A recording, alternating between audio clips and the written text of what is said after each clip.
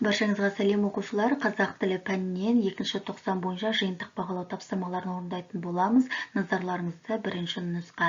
Бізде бірінші тапсырма тыңдалым мен айтылымға байланысты.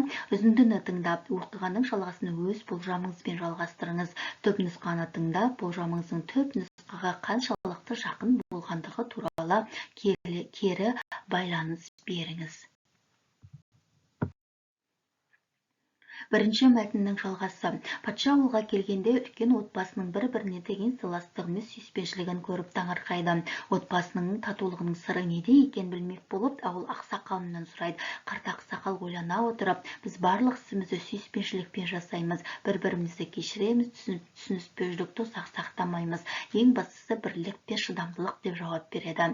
Келесі түпнұсқамен салыстыру. Менің болжамым түпнұсқаға өте жақын болды. Түпнұсқада ақсақал сүйіспеншілік, кешірім, бірлік және шыдамдылық сөздерін қағазға жазып, бұл қасиеттердің отбасына татулық пен берекені келтіреді екенін түсіндіреді. Бұл менің ойымдағыдан тек қағазға жазу тәсілімен ерекшеленді. Екінші мәтіннің жалғасы. Қарт күйші бозінгенді едіргеннен кейін ауылдың үлкендері ақ алдасады. Қызды сыйға беруді ұйғарғанымен күйші жас қыздың өмірін құрбан еткісі келмейді. Ол қыздың бақытты болуын қалайтынын айтып, сыйдан бас тартады. Ауыл тұрғындары оның мәрттігін риза болып, күйшіге құрмет көрсетіп, басқа сыйлық береді. Түпнұсқамен салыстыру. Менің болжамым түпнұсқамен сәйкес келеді, себебі күйші қыздан бас тартып, өзінің асқан парасаттылығын көрсетеді. Алайда түпнұсқада күйші қыздың бозінгеннің желін ұстағанын байқап, бұл оқиғаға ерекше мағына береді. Қосымша рұқсат сұрап, алғыс білдіруде түпнұсқаның тереңдігін айқындайды.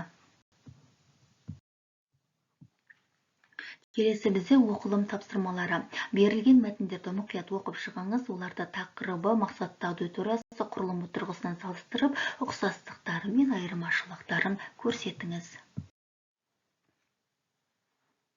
Бірінші біз А мәтінін қарастыратын боламыз. Мәтінде не туралы айтылған?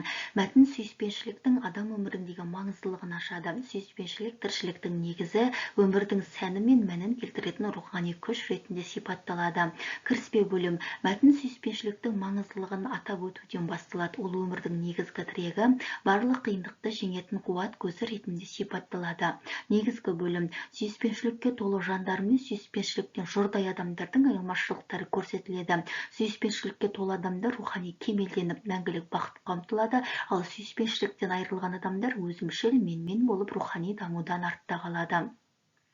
Қорытынды бөлім. Сүйіспеншілік адамның басты қаруы және рухани жетістіктің негізі ретінде қорытындыланады. Мәтін кімдерге оқуға арналған?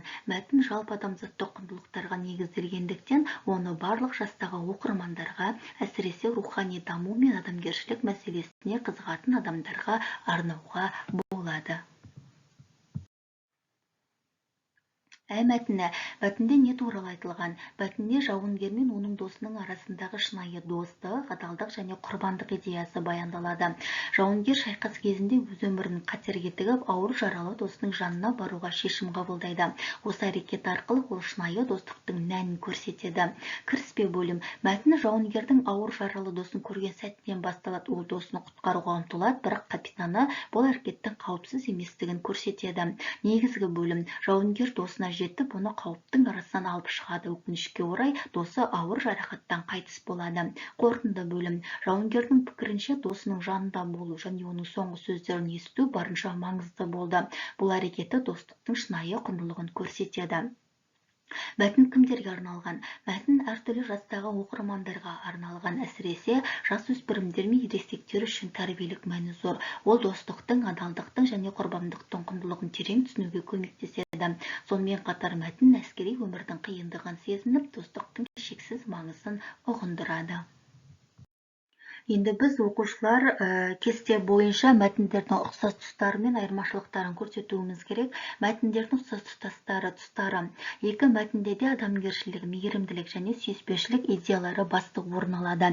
Мәтіндер оқырманның жан дүниесіне әсер етіп, адамгершілік қасиеттерін дамытуға бағытталған.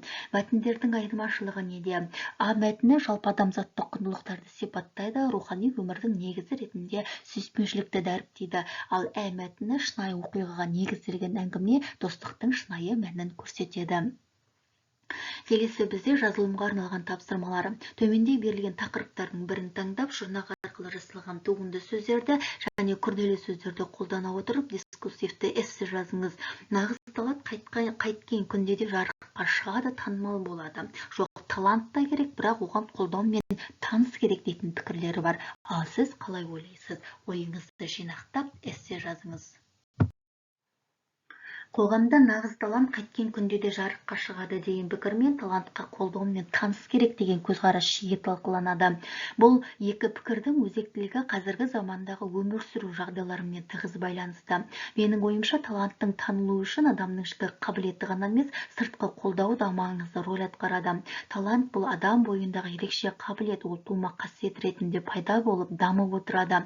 Талант шынымен жарқырай алатын болса, уақыт өте келе танымал болуы ықтимал. Шынайы жетістікке жету үшін талант пен қолдау бір-бірін толықтырып тұруы қажет. Мәселен, әншілік өнерді дамыту үшін адамның табиғи дауысы жеткіліксіз, оған кәсіби ұстаздардың тәлімгерлігі, тыңдармандардың ықыласы қажет. Осындай қолдау болмаса, талант өзін толық көрсете алмайды.